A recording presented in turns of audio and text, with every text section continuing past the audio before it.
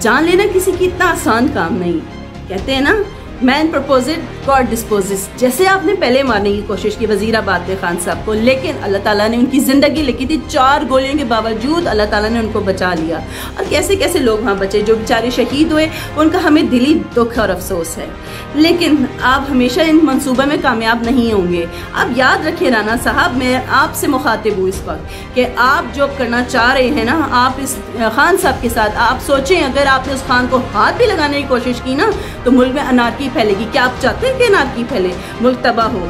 जिस पे आप हुकूमत करने आए, जहाँ से जिस मुल्क का आप खा रहे हैं, आप उसको खुद को अपने हाथों से इसको तबाह करेंगे।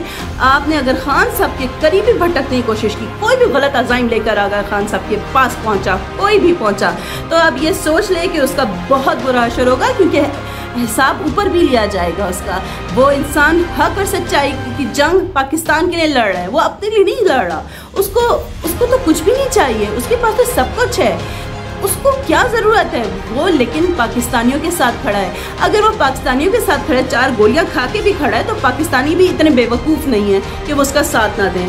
जब आपको हर चीज़ का अंदाज़ा है उसके दौर में क्या था, आपने क्या किया, आप किस लिए आए, किसको नहीं पता। आप इस पाकिस्तान में क्यों बरजमान हुए, नाजायज़ हुकूमत क्यों बनाई गई, ये आप सब जानते हैं, आप खुद भी जानते हैं। आपने अपने केसेस माफ़ करवाने थे, आपने हर वो गलत काम करना था जो आपकी हुकूमत में बाकी रह गया था।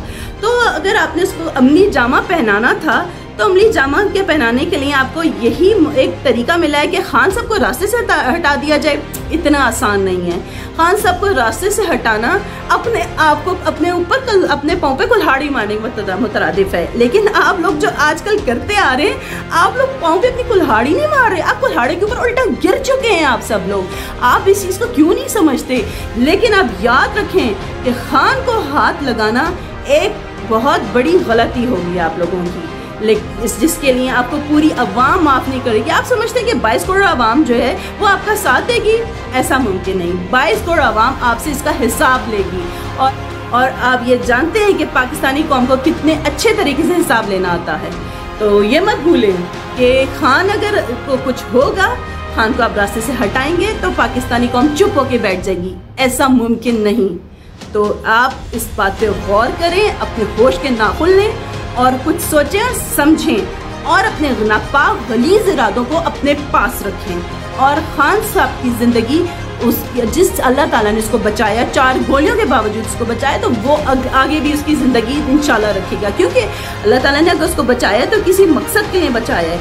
वो एक हक और सच्चाई पे खड़ा है, उसके साथ जो खड़े हैं वो हक और सच्चाई पर है। तो आपको मैं यही कहूँगी कि आप अपनी अक्ल से काम लें, होश से काम लें, जोश पे मत जाएं, वरना आपके साथ भी बहुत बुरा होगा। ये आप मत भूलें।